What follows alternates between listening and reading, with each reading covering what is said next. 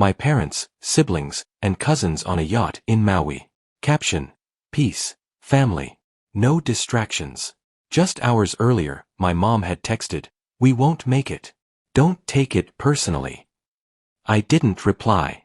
That night, I revoked access to the emergency fund and prepared a surprise. 1 week later, my dad was at my door, screaming. Without thinking twice, I announced. The photo arrived while I was adjusting my tie in the hotel mirror, 30 minutes before I was supposed to walk down the aisle. My phone buzzed once, and without thinking, I picked it up. The image loaded slowly, my entire family on a yacht deck in Maui, champagne glasses raised toward a perfect sunset. My parents, both brothers, my sisters with their spouses, cousins, even the kids, everyone smiling like they were celebrating something sacred. Someone had edited a caption in handwritten font across the bottom: "Peace, family, no distractions." I stared at the screen for a full minute, my tie hanging loose around my neck, before I noticed the text from my mom that had come in earlier. "We won't make it. Don't take it personally." That was it. No explanation, no apology, not even a pretense of regret. Just a casual dismissal of the most important day of my life, delivered with the emotional weight of canceling lunch plans. They knew Lisa and I were having a small ceremony. They knew we'd only invited family. My family, since Lisa had grown up in foster care and never knew her biological parents. Every time someone asked who would walk her down the aisle, she'd just smile and say, "No one," not sadly, just honestly. And me. I had a family, but they'd never really seen me. Not for who I actually was.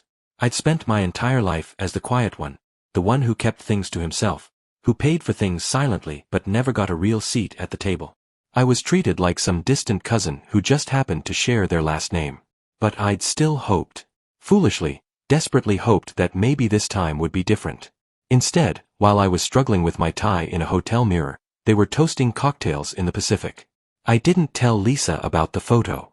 She could see something was wrong, the way my hands shook slightly as I finally got my tie straight, the forced smile I wore as we walked to the ceremony space, but she didn't ask. She just looped her arm through mine and said we should go. The ceremony was small, quiet, bare if I'm being honest. A few people from work came, more out of obligation than closeness. There was no music, no laughter, just the sound of distant waves and two people trying to make the best of what was supposed to be the biggest day of their lives. That night, we sat on the balcony of our rented Airbnb, city lights twinkling below us. The view should have been beautiful, but it felt cold, not because of the weather, but because I knew what had happened was irreversible. Something fundamental had shifted between my family and me, and there was no coming back from it. Lisa was quiet until I closed my laptop after checking some work emails. She looked at me with those steady brown eyes that had always seen right through my pretenses and said, "If you let them treat you like this now, they'll never stop." One sentence. But it hit me harder than anything my family had ever said or done. I opened my laptop again.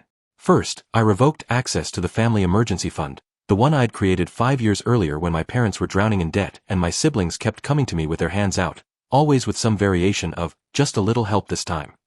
One by one, I removed their names from every account. Every single one of them, gone. Lisa didn't cheer or celebrate. She just sat beside me, a quiet presence while I dismantled years of financial entanglement. But I didn't stop there. That night, working by the glow of my laptop screen while Lisa slept beside me, I methodically locked down every shared investment, every co-signed account, every asset I'd foolishly allowed them to attach themselves to back when I still believed we were a unit. Everything we'd ever built together became inaccessible to them in a matter of hours. And I didn't say a word to any of them about it. 7 days passed in blissful silence. Then, without warning, my father showed up at our door. I hadn't seen him look that furious since I was a teenager caught breaking curfew. He didn't knock, just started banging on the door like he had every right to be there, like our home was an extension of his domain. I opened it without saying anything, and the first words out of his mouth were, "What the hell did you do?" No hello. No, congratulations on your wedding. No acknowledgement that he'd just abandoned his son on one of the most important days of his life. Just raw anger, and behind it, barely contained panic. He was already red-faced, pacing on our front porch like a caged animal. I didn't answer immediately. I stepped aside and let him in, but the second he saw Lisa standing in the hallway, his entire demeanor shifted, focusing all his rage on a new target. He pointed at her and said something so disgusting I won't repeat it, Something about how she'd gotten in my head and turned me against my own blood. The way he looked at her, like she was some stranger who'd snuck into our lives and systematically destroyed us from the inside. I stepped between them. "You're not going to talk to her like that. Ever." He tried to laugh it off, like I was just having a moment of misplaced loyalty that would pass once he explained how complicated things had been. How the timing was bad. How they'd planned the Maui trip months ago. How our wedding had just come out of nowhere. It hadn't. We'd sent invitations 2 months earlier. Not one person had responded. I told him I'd locked everything down because I was done being treated like an outsider in my own family. That I wasn't going to bankroll people who couldn't show up for me when it actually mattered. His voice escalated again, louder, more desperate. He said I was being dramatic. That a wedding was just a day. And then he dropped the line I'd heard my entire life, the trump card he always played when he needed to remind me of my place. "You're still part of this family whether you like it or not." I looked him straight in the face and said, "Not anymore." That's when he turned on Lisa again, his voice dripping with contempt. "She's dragging you down. She just wants your money. She doesn't care about your family. She wants to isolate you from us so you have no one but her." Lisa didn't respond. She just stood there with that calm dignity she'd always possessed, the same grace she'd shown every time they'd made her feel unwelcome over the years.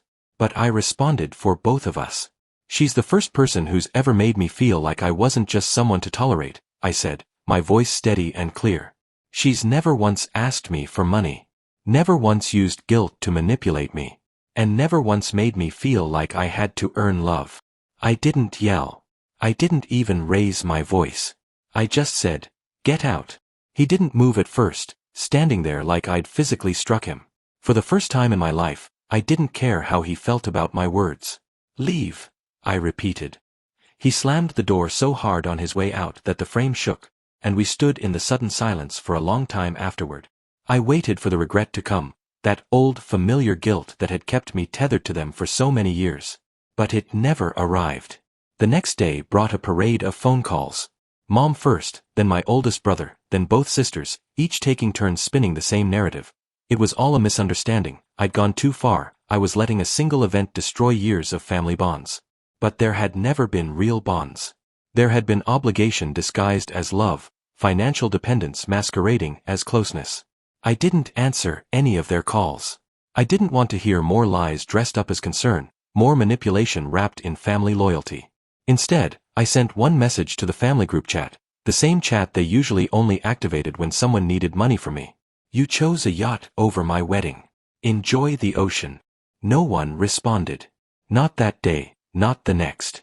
But later that evening, as Lisa and I sat on our couch sharing leftover Chinese takeout and half watching a movie neither of us cared about, I said something I hadn't planned. "Let's leave. Just for a while. Maybe Los Angeles." She didn't ask why. She didn't hesitate or demand explanations. She just said, "Okay." And something that had been locked tight in my chest for years finally cracked open. For the first time in longer than I could remember, I felt free. We left 4 days later. No dramatic farewell, no cryptic social media posts, no long explanatory texts to anyone. I simply shut everything down with ruthless efficiency. The house went into full security lockdown, cameras, remote access, complete automation. I hired a property management company with one simple instruction: no visitors, ever, under any circumstances. By the 5th day, we were settling into a 2-bedroom apartment in West Hollywood with floor-to-ceiling windows and a view that stretched to the ocean. $8,000 a month, paid for the entire year in advance. Not because I had to, but because I could. Lisa smiled when we walked in for the first time, and I watched the tension she'd been carrying in her shoulders for months finally melt away. Maybe it was the distance from all the toxicity. Maybe it was finally having a space that felt like ours. Not mine, not hers, but genuinely ours. She didn't ask questions when I started rerouting all my business operations through new accounts, cutting every digital tie that connected me to the family network. No shared servers, no joint ventures, no legacy systems that could give them any foothold in my professional life. I expected retaliation. Part of me maybe even wanted it. Some final, definitive confrontation that would make the boundaries crystal clear. Instead, what came was silence. 2 weeks passed before the calls started again. My oldest brother reached out first. He'd always been the designated messenger when someone needed money but didn't want to ask directly. He said he just wanted to talk, but the moment I answered, it became a carefully orchestrated guilt trip. Our parents were struggling, he said. They'd returned from their Maui vacation to find all their financial safety nets gone. Dad couldn't even refill a prescription because the pharmacy had flagged his card as frozen.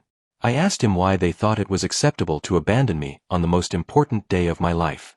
He paused, then said, "It was just a wedding." I hung up. The next call came from my sister, the one who'd always claimed we were closest, even though she only showed up when she needed help moving or had another unpaid traffic ticket to deal with. She tried a softer approach. Mom was crying, she said. Dad was devastated.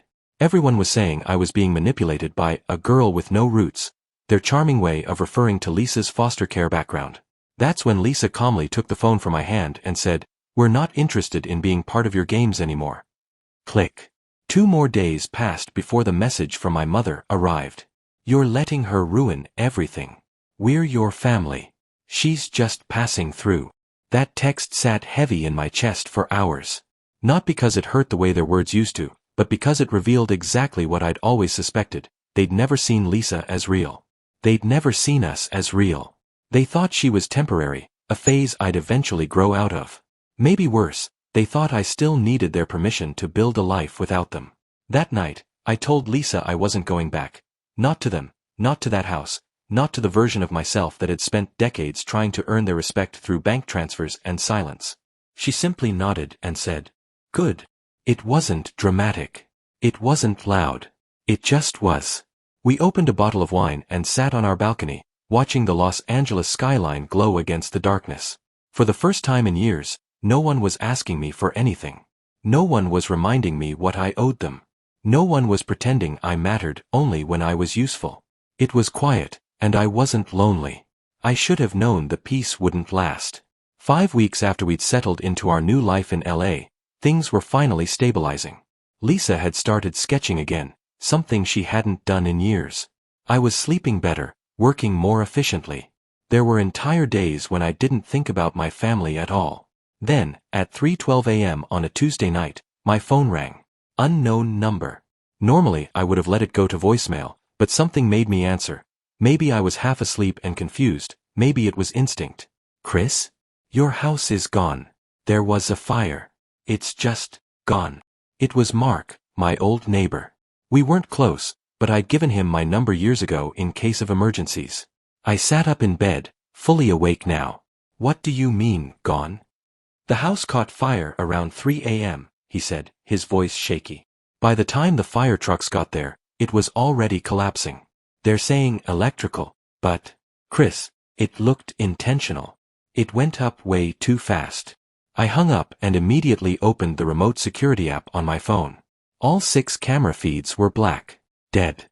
I pulled up the activity logs. The last recorded motion was at 2:47 a.m. Then everything just stopped. Lisa had woken up by then, watching me work through the implications with sleepy concern. I called the property management company next. They confirmed it. Total loss. The house was completely destroyed. But what the manager said next made my blood run cold. There were signs of forced entry. Front door was broken in. Second floor windows too. Police are doing a full investigation. I thanked him and hung up, then sat in the darkness of our LA bedroom, cataloging what was gone. The house itself, obviously, but also everything I hadn't digitized. Early contract books from when I first started my company, paper copies of agreements with clients I no longer worked with, old hard drives with personal backups, financial records, scanned documents, years of my life reduced to ash. And the worst part? Only one group of people knew what that house meant to me. Only one group would have had any reason to want it gone. I didn't voice that suspicion, not even to Lisa. But the next morning, I started investigating. I pulled up every transaction tied to the old accounts I'd frozen, looking for anything I might have missed. That's when I found it, a shared expense card I'd completely forgotten about, one that had somehow slipped through my purge. My youngest brother Dean still had access to it. He hadn't reached out once since the wedding. No texts, no calls, no attempts at reconciliation. But 2 days before the fire, he'd used that card at a hardware store 10 miles from my house. The purchase? 3 red plastic gas cans. I stared at the receipt on my laptop screen for a long time. It wasn't definitive proof, but it sure as hell wasn't nothing. I didn't go to the police, not yet. I needed more evidence, more certainty about just how far they were willing to go. So I waited. 5 days later, my mother called. I almost didn't answer, but curiosity got the better of me. She was already crying when I picked up, launching into a speech about how much she missed me, how the family wasn't the same without me, how she wished things could have been different. Then, almost as if she was reading from a script, "We heard about the fire. Lisa must be terrified. Thank God you weren't there when it happened. That could have been awful." I didn't say a word, just listened carefully. Because here's the thing, I hadn't told anyone about the timing of the fire. I hadn't mentioned we were in LA when it happened. There had been no news coverage, no public reports. The information about the fire's timing wasn't public knowledge. But somehow, she knew we hadn't been in the house. Lisa and I sat in silence on our balcony that night, staring out at the city lights. Neither of us needed to say it out loud. They'd done this. Maybe not all of them, but at least one. And the rest knew about it. This wasn't just betrayal anymore. This was war. After that phone call, something fundamental shifted inside me. Up until that moment, I'd been reacting, hurt and defensive, cutting ties to protect what was mine. But now I felt something sharper, more focused. I wasn't scared. I wasn't even angry in the way I'd expected to be. I was coldly, methodically determined. This wasn't just about the fire. It was about everything that had come before. The wedding abandonment, the years of being sidelined, the fake smiles and conditional love, the way they'd always found ways to benefit from me without giving anything real in return. They'd never respected me. And now they were trying to erase me entirely. They'd burned my house down and thought I'd just absorb it like I'd absorbed everything else. I started compiling evidence methodically. Property data logs, old text messages, backup security footage from Mark's doorbell camera. Anything that might show who was near my house the night of the fire. There it was, timestamp 2:41 a.m., a car I recognized parked on the street. Dean's sedan. You could barely make out the license plate in the grainy footage, but the vehicle was unmistakable. Gone by 2:53 a.m. Still not enough for criminal charges, but definitely enough for leverage. Lisa watched me build the case file and finally asked, "What are you going to do with all this?" "I'm going to make sure they never recover from it." She didn't ask for details, just nodded and said, "Then I'm with you." I contacted a corporate attorney I'd worked with before, someone who owed me a favor and didn't ask inconvenient questions. Within 72 hours, every remaining asset, every forgotten joint account, every lingering financial tie I might have missed was legally frozen. Then came the real blow. I'd helped finance 2 companies my family relied on for income. One was a logistics business that my father technically owned, but that I'd bankrolled during its startup phase. The paperwork was deliberately vague. No one expected me to read the fine print carefully. But I had. And it turned out that the controlling interest had quietly reverted to me 2 years earlier when Dad missed a contractual milestone. They'd never noticed the shift because the money kept flowing. Now I pulled out entirely, selling my controlling shares to an outside party overnight. They lost their biggest financial safety net in a single business day. Within hours, I started hearing about frantic phone calls between family members, scrambling, blaming, panicking. 3 days later, the building's doorman buzzed up to our apartment. "He's here again," the doorman said. "Same man as yesterday. Says he's your father." I told security to turn him away the day before, but this time Lisa stood up from where she'd been sketching at the kitchen table. "No," she said. "Let's end this face to face." We went down together and found him waiting on the sidewalk outside. He looked smaller than I remembered, diminished. His shirt was wrinkled, his hair uncombed. He didn't look angry anymore, he looked desperate.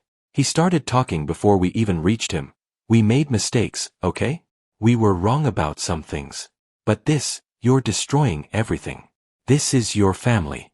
We built all this together." I looked him straight in the eyes. "You burned it." Lisa didn't wait for his response. She stepped forward, her voice steady and clear. "You let your son's house burn down, and now you're here asking for what? Mercy. You didn't show up to his wedding, but you showed up the minute your money dried up." He snapped at her again, falling back on the same tired accusations, manipulation, brainwashing, turning me against my own blood. He called her a parasite. I pulled out my phone and started recording. Say that again, I said calmly. Say exactly what you just said about her. He backed off immediately, suddenly realizing what was happening. You think this is just about money? I continued. You think you can insult the only person who's ever stood by me unconditionally and expect me to come running because times are hard now? No. You burned that bridge the moment you all stepped onto that yacht in Maui. He didn't have a response. Just stared at us for a long moment, then turned and walked away. As we stood there watching him disappear down the street, I realized something I hadn't fully admitted until that moment. I didn't miss them. Not even a little. I missed the version of myself that had still hoped they might change.